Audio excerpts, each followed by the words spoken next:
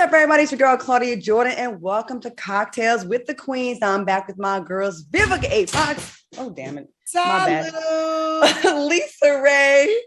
Hey. And Selena Johnson. Good evening. Hey, pretty ladies. Now, tonight we're dishing about all that's trending in the news and on social media. And later on the show, please stick around. We are catching up with actor Columbus Short. Ladies, let's get into it. First of all, ladies, how was your weekend and what's everybody sipping on?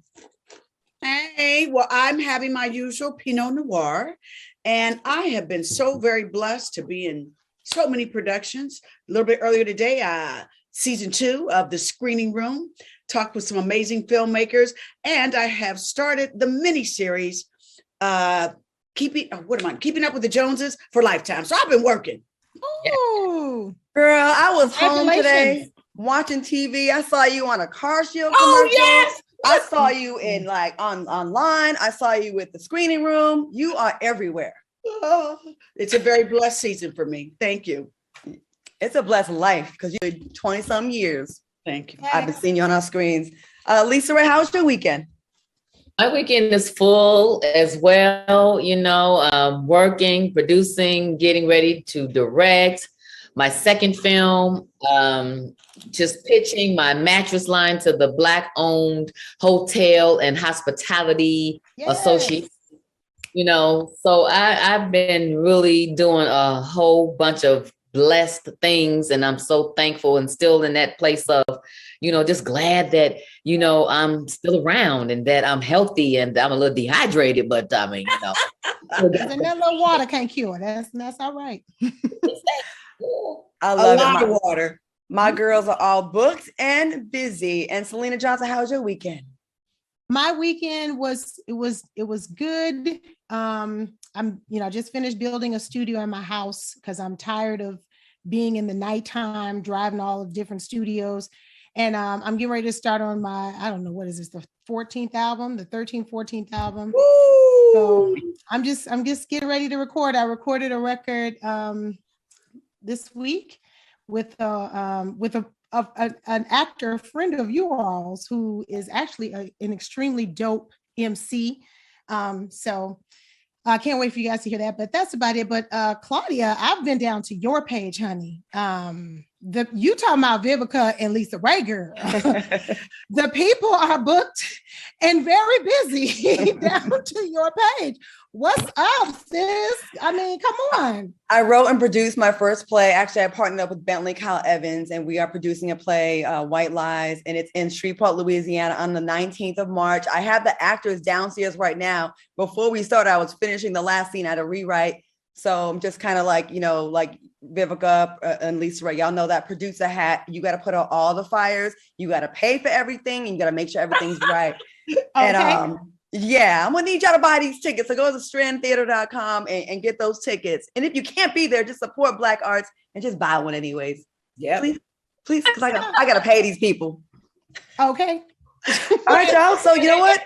What's the show date?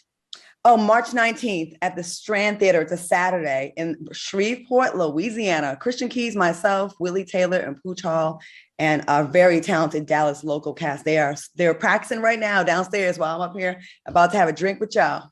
Okay. That's right. That's I'm awesome. so proud. I'm so proud of us. Yes, I am too. I just had a quick suggestion. Is there say maybe like a group of young ladies or something like that? Because I know they want to see all of those beautiful men and your fabulous producing self on stage. I'd like to give say maybe 5 or 10 tickets to a group of young ladies. So Claudia, do me a favor. Oh my God. That, and I will buy 10 tickets for some ladies to come and check. Wow. Vivica, thank you so much. Send me the information after the show. Queenness, absolutely. Okay. I love, this is a great example of sisters supporting other sisters, and I so appreciate you. I really, really do. If I wasn't so tired, I'd cry right now. Thank you. I know. Keep up your lashes. These little beauty store lashes is not hanging on. I can't afford to cry. Vivica. Thank you. You're welcome. Thank you. Lisa Ray, you got those devil ears or cat ears? Because I got to ask you about what you've been up to as well. You attended your sister the Brat's wedding. What can you tell us about the special day? It was beautiful, and you had on purple. I did. And to the different colors, okay? Yeah, that was her wedding colors. And when I was actually shocked and surprised and humbled that she asked me to stand in the wedding. And I was just like, oh my God, that was my first time, And when she said, and the colors are purple, and I said, okay, well, what am I wearing? And she said, and I said, who? But I quickly, recovered and was like, this ain't about you, girl. The bride is going to wear white. And although I always wear white, even to funerals, you know what I'm saying? It was like, yeah, this is the wedding gift. You know what I'm saying? Purple it is. But it was so nice. And I was so, people were so shocked that I was there. And I was like, kind of like, really shocked that I was there. But I mean, I was like, I wouldn't have missed it for nothing in the world. Well, Lisa Ray, we all do remember the, birthday surprise that we tried for you. So only thing I'm going to say, sister, is that you have come, you and your sister, who we all know you love very much, have come a long way. And, we've had our differences over the years as sisters. And, sometimes that's what it is with family. Like I talked to you before, and I told you, somebody has to be the bigger person sometimes when it comes to a relationship that means something to you. And I know your baby sister means something to you. So the fact that day you decided to put your ego to the side and say, this isn't about me, it's about her and her happiness. I commend you for that. Thank you. Thank you. I wouldn't have it no other way. You know what? And you looked beautiful in that purple, girl. Yes. You were sharp down to that purple. You ought to just throw it in there somewhere with the white sometime. The purple made me look skinny. I said, that's what I'm trying to say. You were sharp in that purple. Girl, I'm leaving that white alone till I get these 20 pounds off. I don't know how you do it. Claudia, we've been seeing you working, child. Okay, you've been in the gym. Working. Body is still popping. Witness. Girl, I'm trying. Claudia be in there in the nightmare too, child. She be in there like, I'm back in the gym again. I'm in there with my bad form trying to make it happen. Yeah, she be in there like, I guess, White makes you look fuller. And so, I know what you mean by those extra pounds, because the very next day I did Wendy Williams and put back white on, and I turned around and I looked at that butt shot and I said, whoa, girl, you look skinny yesterday. What happened? I saw that booty. But that booty is banging. So, hey. All right, ladies, glad to catch up with you all. And I love the lessons we're talking about redemption. And, you can make a mistake. And we're going to talk about this later on the show. You can make a mistake and you can come back from it. Amen. And we should give each other grace. Okay, so let's get into the hot topics. Shocking reports have emerged about discrimination that Africans who live in the Ukraine have experienced while trying to flee the attack from Russia. Africans in Ukraine is trending on Twitter and details the horrific conditions that many Africans are dealing with, including a mother and her child being blocked from boarding a train to leave the country. Have y'all seen this video? And what are your thoughts on this news? The whole Ukraine war that is just uncalled for. It's disturbing. I mean, you literally feel like we are absolutely living in some kind of time warp that, this Putin, or as Obama says, Vladimir, would attack this country. And, here we see that even in war, that here comes discrimination.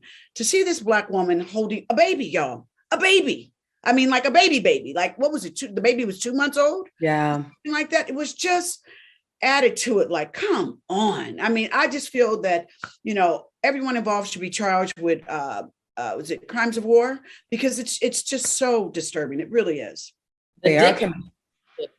The dictatorship in which he tries to rule back like Hitler did in the day absolutely be over. It's like your division in which you're trying to show your country that you want to lead is backwards. It's like we're supposed to be trying to unite. We need other countries. We need that. And so, when you try to go in and just take some from somebody, it's like, I dare you. Why aren't you okay with what you have? Because how much more do you need? Because the man is rich.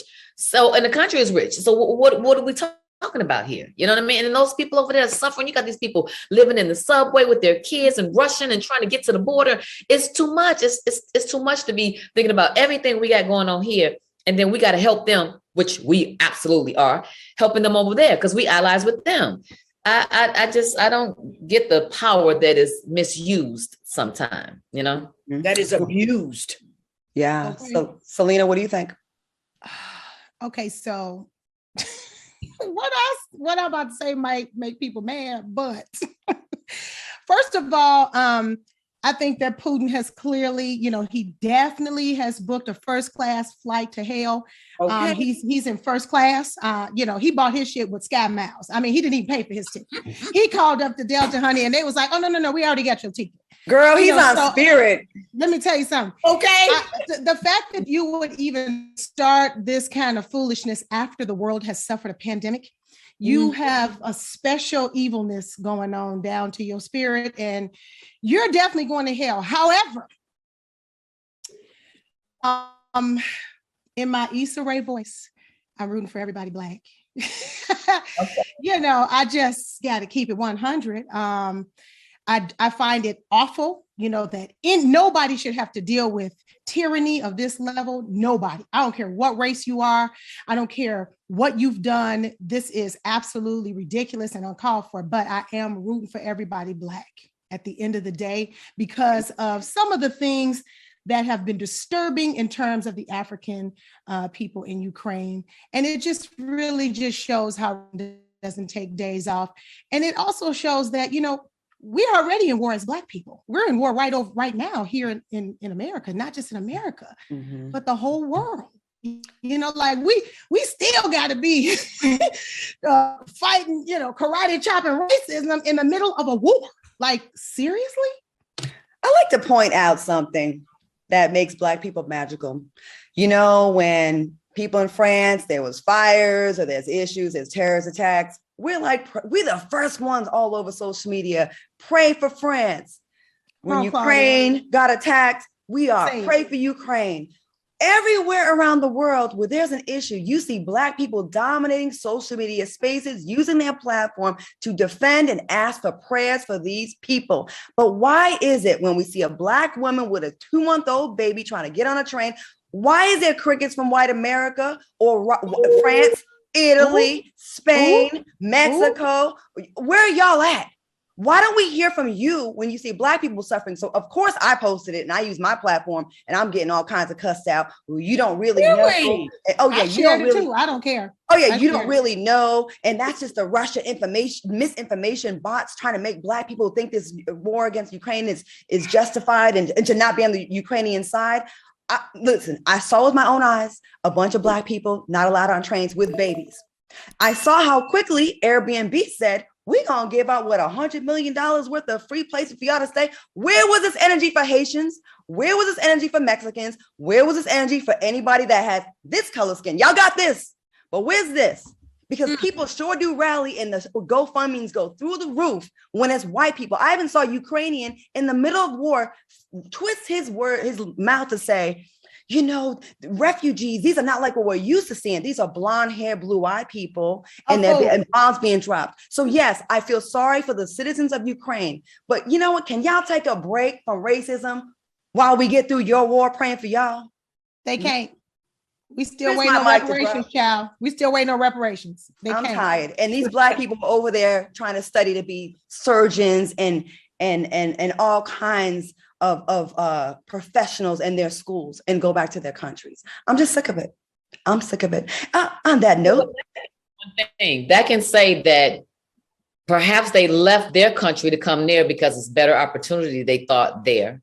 But now that leads us to say that we need to up our own value and worth where we are from. So then we don't have to go nowhere else. We don't have to use them and need them and theirs to spring forward, to elevate.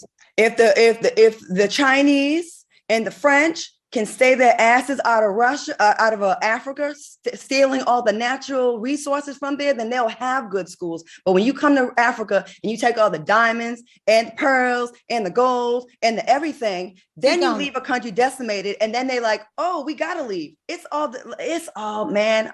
And it's third world.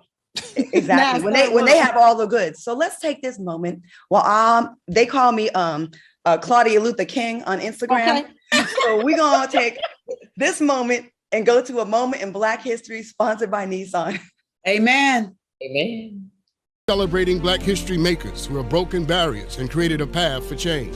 Taking flight and making change high in the sky are the Black female pilots that make up the Sisters of the Skies organization. The sisters are standing on the wings of Bessie Coleman, who in 1921 became the first Black licensed female pilot in the world. Today, there are 150 Black female pilots in the world, but that's only 1% of all certified pilots. I feel like I owe it to my generation, my parents' generation, and the generation after me to make more Black female pilots. Bessie Coleman would surely be proud of the Sisters of the Skies and all the many young Black girls who are preparing their wings for takeoff. Honoring Black History Month on Cocktails with Queens, presented by Nissan. Choose Nissan today for great offers on our most exciting lineup ever. Shop NissanUSA.com. Of course, ladies, we salute and we tip our hats to you ladies making history, and you are inspiring a whole bunch of young girls to do the same. All right, y'all, coming up, you do not want to miss. When we come back from commercial break, we are catching up with amazing actor, Columbus Short. Don't go away. Oh, Welcome back to Cocktails with the Queens. We are excited to have a special guest on the show joining us tonight, Columbus Short. Thank you, Columbus, for being here. Thank you guys for having me. All you beautiful queens, my sisters. I owe Lisa Ray an apology because when I was coming to get her, I went and got Vivica for True to the Game, but I was coming to get her too, right? And I called her and I said, "Can I speak to Lisa, please? I'm trying to find Lisa." Wow. She hung up the phone. Hung up. I called. Mom just hung up. No word. Just hung up the phone. I called back again. I said, "I'm sorry." Lisa hung up again. Then I called back. She said, "It's Lisa Ray," and I said, "My bad." So I just wanted to say my apologies. You learn something new every day, and that day I got checked. I love that you said it again. You got nothing but love for me, baby. Wow, you are. She does not play. I know that for sure. At all. No. At all. At all. You know. You do. You do. You do. Okay, Columbus. Listen, let's just jump right into it. Okay. Before we talk about what you've been up to in your amazing career, and listen, no one can argue about your talent as an actor. You are one of the best actors I've ever seen on the screen. You are effortless. You are effortless and so believable and so real. We want to talk about the recent headlines you've been involved in. Yeah. What happened? Well, because me and my wife are actively trying to get the case thrown out because it's ridiculous. I can say, this is what I can say if I'm being fully transparent. There was an incident which was neither her being physically violent to me nor me to her. But the police was called. And I've been going through a lot in the last month, finding out who I am, like for real, like who I am, family dynamics, and emotions were high, and my emotions were high, all of that stuff. But the police came here, and that's my baby boy up there. You might want to go get him. They came here, and they didn't want to take either one of us, but they looked at my history. This of supposed domestic violence, and then they were here for like an hour and a half trying to figure out, do we take some, but we can't, like, what do we do? And so they took me in, and I want to say this, like, I don't want to, my wife is Armenian, and I don't want to make it seem like they took me because I'm a Black man. I don't want to play that card, right? Because the LAPD did treat me like a gentleman. They treated me with respect, and they got me in and they got me out. It was ridiculous, but so there was no charges pressed. And then I jumped out the window, I think, because I heard from Kiki Tyson, who's like my big sister, like one of you guys. She called my wife and said, "Hey, TMZ's told us this is coming down the pike. And I was like, man, TMZ again. And really my frustration, why I was like, the last time I went through this, everybody told me to shut up. And, you know, it wasn't true what was being said. And I never defended myself, nor did anybody else. So I was like, you know what? I clicked out PTSD, you know, the old trauma. It's a lot of anxiety I've carried from that last experience. And so, you know, every time a headline comes out, you know, I go into these panic attacks. And so I'm like, man, let me get out in front of this thing, which wasn't the best. I wasn't advised to do that. I just did that. And, you know, I think that wasn't the best thing to do. But I mean, I was like, I said it. And you know what? I stopped the press because they tucked that story because they, you know, the thing about TMZ is I've done so much work in my career. And for all of those years, I didn't get no GQs. I wasn't in no, you know, I didn't get no press. Like I was like, nobody knew unless they saw my work that I was working. And then all of a sudden it's like, I'm more famous for being an alleged abuser than I am for the work that I really put in my entire life. And Columbus, do you think you're damned if you do, damned if you don't when you're a celeb? If you speak on it, it's like, why are you giving it attention if you don't? Because I have to read the headline for those that don't know. It says, former Scandal star Columbus Short charged with 2 misdemeanors after domestic violence arrest. So you heard about this and you went to your social media. Do you feel like you can't win if you get ahead of it? Do you think it helped you in the end? Honestly, at this point, guys, I'm probably getting completely transparent. I don't give AF anymore about because the job is not, I used to think it's like, I gotta, you know, these career goals. And I was very career goal oriented and, you know, movies and TV and look what's going on in the world. Like my position, my job is bigger than entertainment and it's bigger. It's about community and it's about, I'm doing all this work, you know, that, and I think that's why, you know, let me just say the devil's a liar. Like, as I'm doing all of this stuff that nobody sees, you know, there's gotta be some because we're doing big things for the world. And, you know, I think there's that natural spiritual warfare that we're dealing with. So, you know, I just don't care. Like, but I do want to be decent. I want to do everything decently in order. So, you know, and I do have a system like you guys are sisters. If one of you guys called me and said, hey, Columbus, I have to be obedient to the instructions that you give me because I respect you as my sisters, right? So that's where we are, you know, and my brothers that are, you know, I thought I was alone in the world and realizing I'm not has been a blessing. I just want a quick question because you spoke on something that is very important as a Black man. You sat here and you talked about PTSD and anxiety. Yeah. You know what I'm saying? That's a real thing. And Black men are just now starting to, you know, speak on this. So what are you doing to control or, you know, get a hold of your PTSD and anxiety? Question. Are you seeing someone? Yeah, absolutely. That's a great question. So, and I'm proud. I got this wonderful therapist. He's wonderful. And, you know, I had another one before, and now I'm with this guy. And it's like being able to unpack these things, right? I got a wonderful experience with Dr. Amen at the Dr. Amen clinic last week, Dr. Jeff Faber, and you know, I got to see my brain. You know what I'm saying? And so I flew through a windshield of a car when I was 16. You know, I played football and I got to see my brain. You know, there's things in your brain that, you know, these are things that if we don't go unaddressed, you know, they trigger things, trigger emotional stuff. You know what I mean? You know, the back of my brain is Gucci. That's how I remember lines so quick. And you know, okay. So the front. We got to get the front together. So I seeing those things and talking to him and my therapist, you know, because everybody wanted to know what's up. Like, is he crazy? Is he this? And getting a real diagnosis of PTSD, generalized, chronic PTSD and generalized anxiety.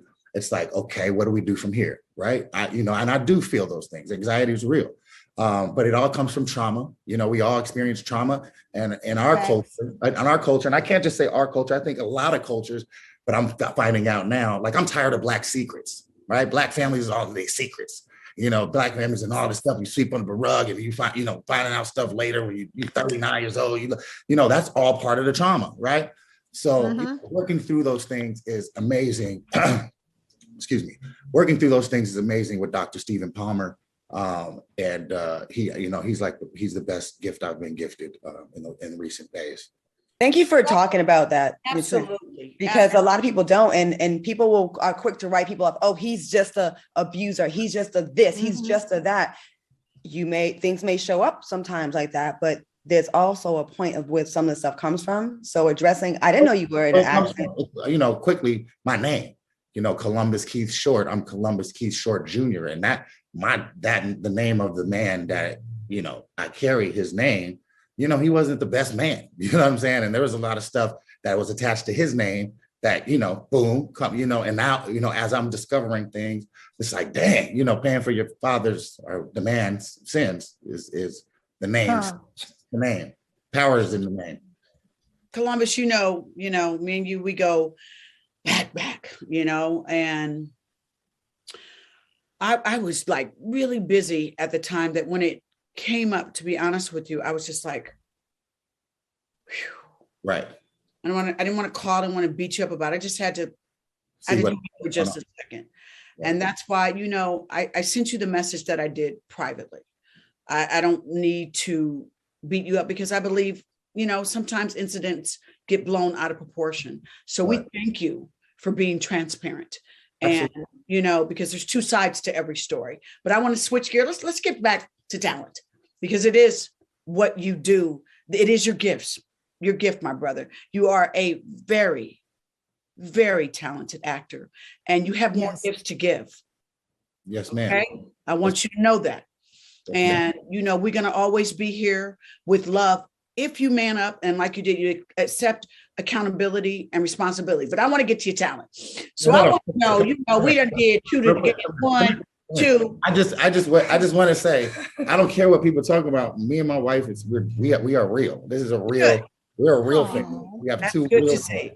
You know what I mean? But in having a real relationship, it is a partnership. And Right. it's called having good communication, that when you feel things are getting heated and that someone's losing their temper, and when the cops come because of the color of your skin, brother, they gonna want to get you. Y'all as a couple have to know that. Right. Do you understand what I'm saying? I explained that to her as well.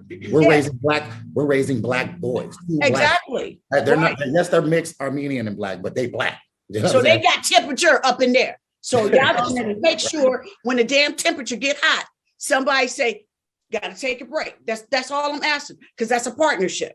Thank you. I see love and we like to see that. All right. Mrs. Short, how are you doing? How are you doing? I'm doing good. Hi, ladies. Hi. Sorry, my voice is gone. We had too much fun at the Laker game last night. They're trash. They got their ass kicked, didn't they? Girl, like they stole something. I'm doing good. I know that, Vivica, you're absolutely right. When things get a little heated, sometimes we got to take different, find other constructive ways, to find solutions to mitigate the situation. But this all goes back to mental health, right? A lot of us, she's had trauma in her life. And she's just now, in her 36 years, just now sitting down with someone. I'm just, in finding out traumas, I'm like, I didn't know that about you. Right. You know what I mean? Because, people don't share. So, I don't know her triggers. And she, there's some stuff that I buried deep. I didn't know my triggers. And so, but us now actually figuring out like, oh, you're doing stuff. We always take things personal. Yeah. Like, it's quiet. She's like, why are you not talking to me? You know what I mean? Like, what's going on? And what y'all women, you guys like to fix things right away. Right. And now you're like, we can't sometimes. Like, you want to figure out what's going on. Mm-hmm. Go ahead. You're still learning each other. We're still learning each other, even as an individual. So as a couple, that's even harder and it takes longer. Yeah. But I think right now, what you all are showcasing, this love, this family, this togetherness, that is what needs to spread because you guys are a union. We are. Happen. And my bishop, who's like, Bishop Charles Dorsey, he, I don't go, he's like my dad, but I'm like, he said, did she weather the storm? She weathered the storm? I said, yes, she weathered the storm. He said, then you got to stick with her. You got to stick with her. I said, okay. Is there anything you like to say to each other in front? So, I like things that come from the horse's mouth because we've all been a victim of people telling us stories. Is there anything y'all like to say to each other in front of everyone that's watching? Love you. I got you. My job is to provide and protect, and that's what I do every day. Yes. I grind very hard every day. Well, I love on you. I love on them boys.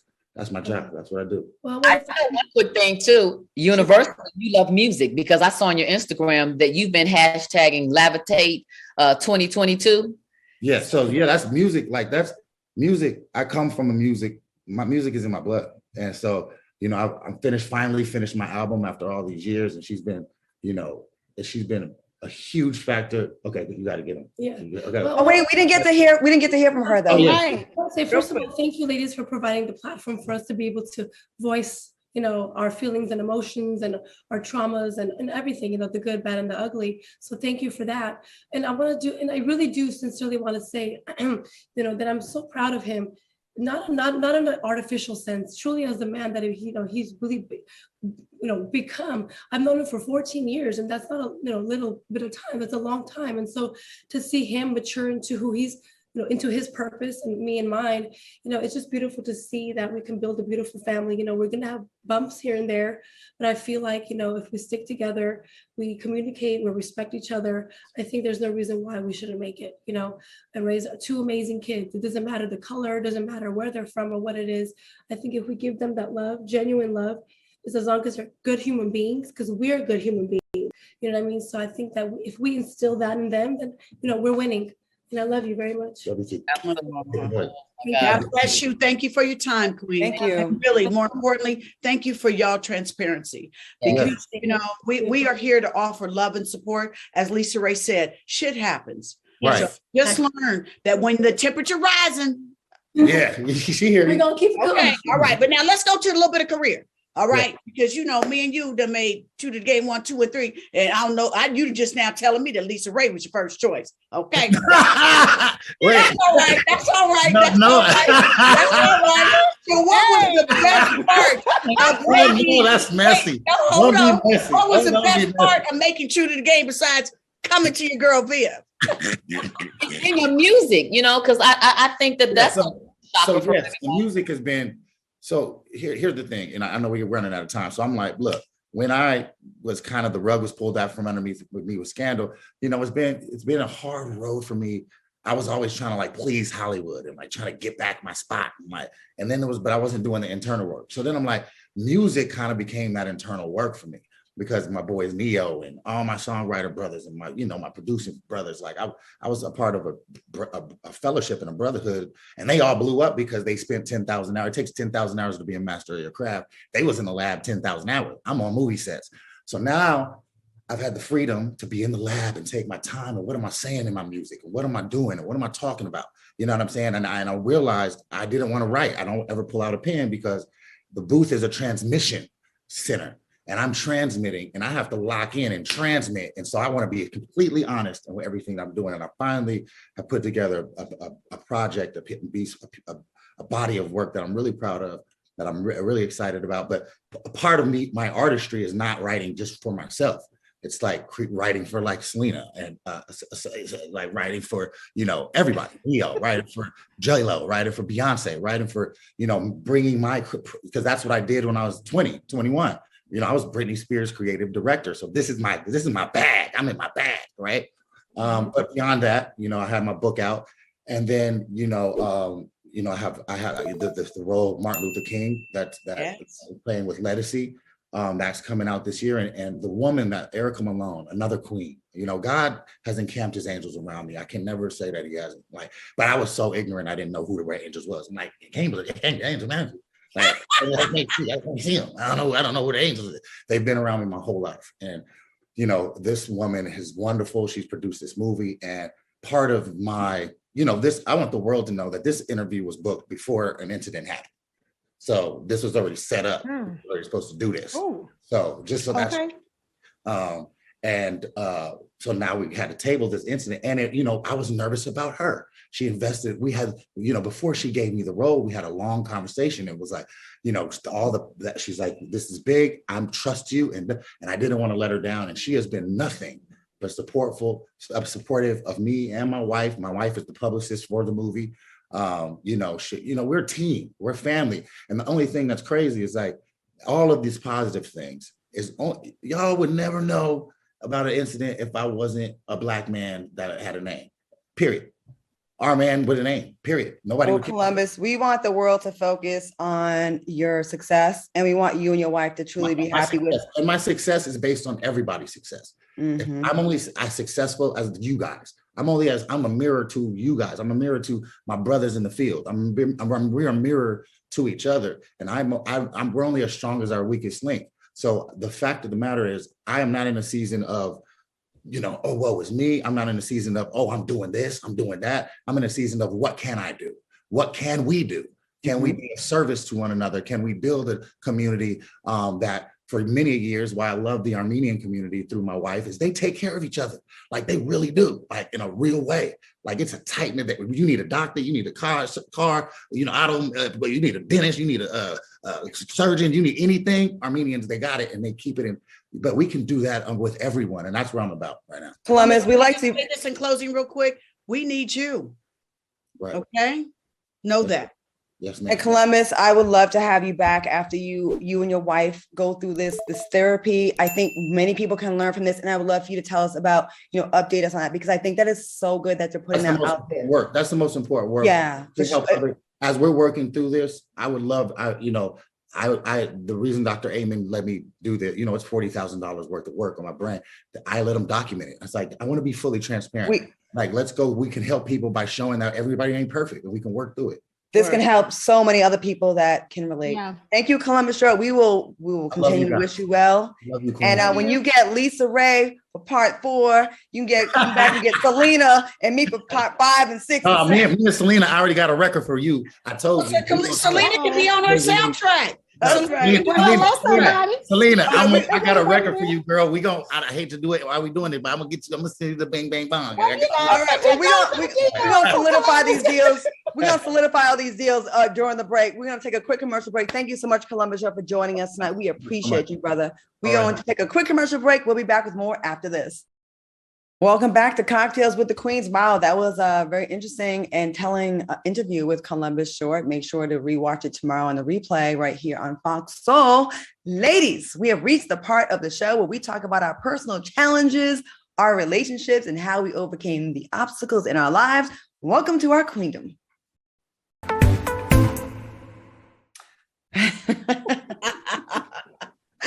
Okay, tonight's topic will focus on things that are non-negotiable in our lives. Our topic was inspired by a post from Exo Nicole, which reads, "My peace is non-negotiable. My happiness is non-negotiable. My growth is non-negotiable. My health is non-negotiable. My power is non-negotiable." Now, if you ever try to make me feel any kind of my non-negotiables are up for debate, your spot in my life is negotiable. Ooh, she said that. Queens, do you agree with this post? And when it comes to your lives, what are your non-negotiables? My non-negotiable. Oh, I'm sorry. I just slid on in there. I'm used to sliding. I was just looking at Selena, like I felt like she. Oh, I was listening to Lisa Ray. Whoever wants, you know what? I saw it coming. I'm not going to negotiate, so whoever wants to go first. Okay, go on, Lisa Ray. Do your thing, sis. My thing is, what's non-negotiable for me is the way that I receive love. It has to be in a way in which it's penetrated to the point where I feel it and I know it and I want it. You have to give to me in a way in which I notice and that I need and stay engaged in it. Some people can say, "Oh, but I love you." It's like, but I don't feel it. So that means that I don't need to be in this then, because there's no reciprocation here. I don't feel what you're giving out. I ain't picking up what you put down, So it has to be on a way in which we communicate enough where you know what my love language is and how I need to receive. And so you can ante up to that, you know what I mean? So I can feel secure and feel protected and feel honored and feel blessed to be in it, in a loved relationship. And I'm not even talking about a prospective other. I'm talking about friendships as well, family relationships as well. You know what I mean? So love. Okay. Selena? Oh, excuse me. The very first line, "My peace is non-negotiable." See, that's a big one for me, because without my peace, I don't have the joy. I don't have the health. I don't have, all of those things, the rest of the things on her list. You know what I'm saying? So my peace is numero uno. But one of the coolest things is that last line she said. If you try to, jam up my piece. Okay, then. Then that last line, you are negotiable. That is a good time.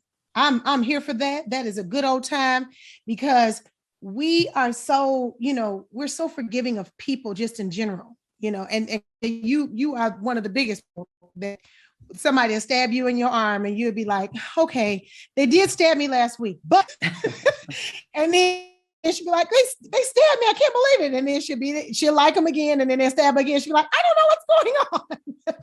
So I really, really love that last statement because it's very hard to let go of people. It's not because you really depend on them, but I remember Yana Van Zant said something that really resonated with me. She said, you don't understand sometimes things that people do, like we won't respond properly because we don't understand those things that they're doing because they're not of us. You know what I'm saying?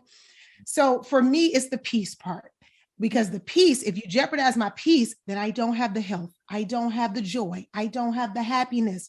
I don't have all the rest of those things on the list. I don't even have the power. I don't have nothing. Okay. Got it. Vivica? I concur with Selena, but I'm going to do a little combo here. My state of mind and state of happiness is non-negotiable, because if you're bringing confusion and drama and messing with my mind and my capability to operate, to be prosperous, to be happy, then like she says, your place in my life is going to be at, peace out. Yeah, you're going to be peace out with that, because the older that I've become, I think the biggest challenge for me was to be okay to know that if someone's not for me, that it's okay for me to say, go do you, away from me, and not be angry with them about it, but, just to have peace with it. So I love it. I'm gonna say my happiness. I am not one of those people who can last a long time. Like, I have no poker face. I cannot hold water. If I'm upset, you're gonna hear about it that day. I don't know how people do it, where they just like stew with something and keep it with them for like months. The movie The Green Mile, when Michael Clark Duncan would take in everybody else's BS, all that black and darkness, and then spit it out. But until he did, he was sick. I feel like that'd be me. Like, I feel like I'm gonna die if I don't spit it out right away. I can't hold it in. I'm spitting it out right away. So I don't have a lot of patience. And I'm an Aries too. So we're already we make up our mind like that. Oh, I'm done. So yeah, my happiness, because I can't really function and be a good host or a good friend or a good daughter or a good girlfriend if I'm not happy. And I'm gonna get wrinkles on my forehead, and Botox is like $300-400 every time. And I'm sick of it. On that note, we're gonna take a quick commercial break. Ladies, thank you so much for your input. It's wearing off too. See that? We'll be back with more Cocktails with the Queens after this. See, I've been stressing lately. We'll be back. Welcome back to Cocktails with the Queens. All right, ladies, let's get into this story. Actress Laverne Cox served as a red carpet host for the Live from E at the SAG Awards yesterday, and she's currently under fire after cracking a joke about Jada Pinkett Smith's entanglement during her interview with Will and Jada. Do you think Laverne was out of line for making that joke on the red carpet? Did y'all see it? I did. You saw it, Viv, right? What do you think? Yes, I did. And I was not happy with it. Talk about wrong place, wrong time. What did she say? Just so we can. Well, she was just, kind of getting along, but it was like that little dig in there, and no more entanglement for you, Jada, right? And it was just kind of like, she's standing next to her husband, who is absolutely in line to win an Oscar for playing the role of, Richard in the Serena Williams and Venus Williams story, King Richard. And I just thought it was tacky. I absolutely thought it was tacky coming from, that to me, that was something that maybe Joan Rivers, maybe she was trying to have her Joan Rivers moment. Cause you know how Joan Rivers would cut somebody and then the next day everybody was talking about, everybody tries to get their aha moment that goes viral.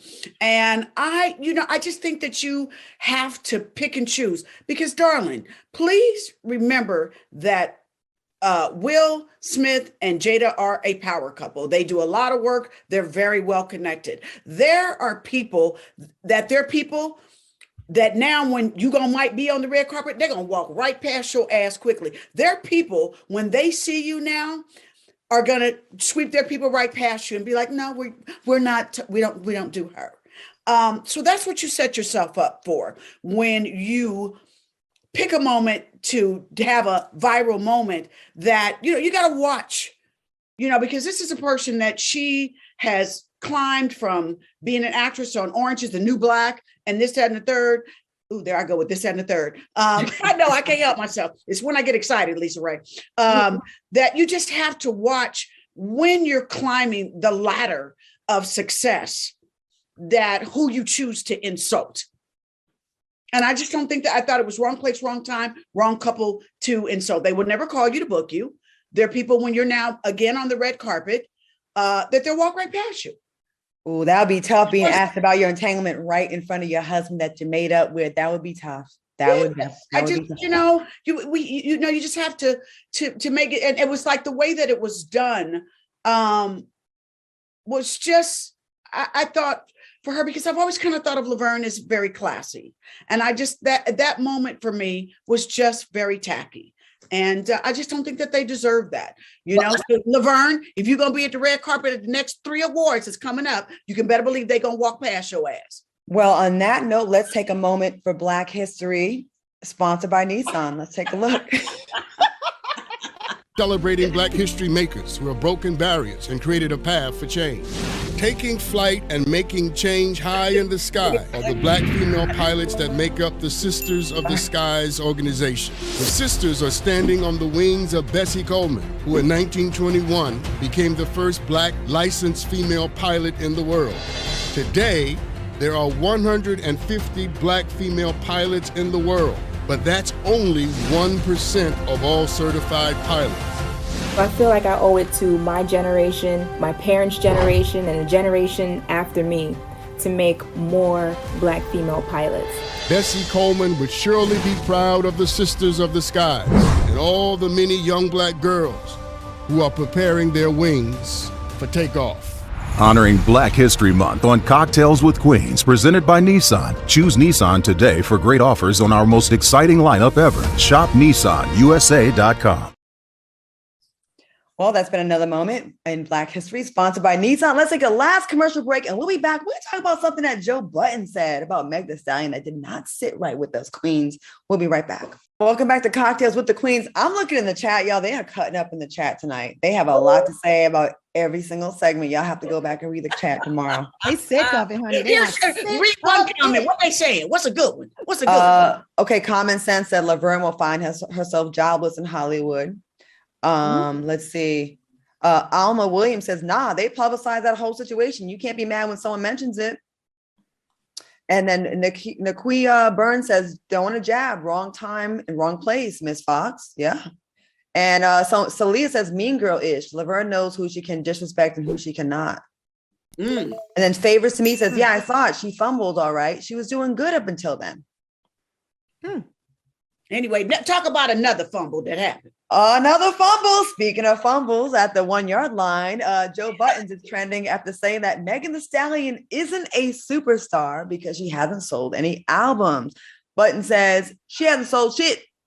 What are your thoughts on his comment? And is he just hating? Lisa Ray, I'm looking at your face right now. And then I want to go. She hasn't sold any albums, and the girl is everywhere. She got endorsements. Everybody know who she is, and I bump her name, honey. She the knees, as far as I'm concerned. Selena, what do you think? Okay, so let me just give my disclaimer first. Okay. I love Megan Thee Stallion.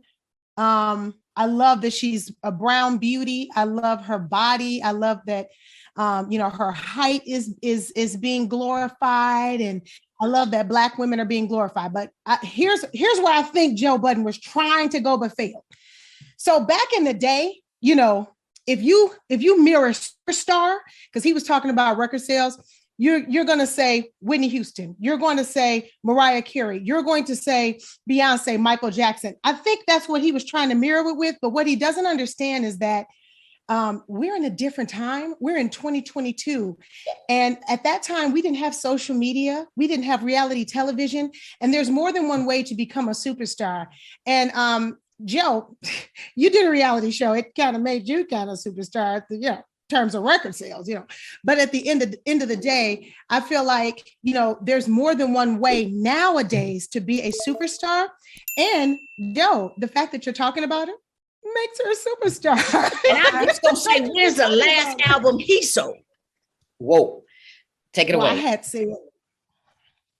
I'm not going to go there, but I do see where he's trying to go, but he's not taking into consideration that we're in a different time and superstars are made in a different way. So she's absolutely a superstar. When you hit SO, you're a superstar. Vogue cover, superstar. Just really quick, y'all, before we go, why is it the brothers in rap always hating on the females in rap?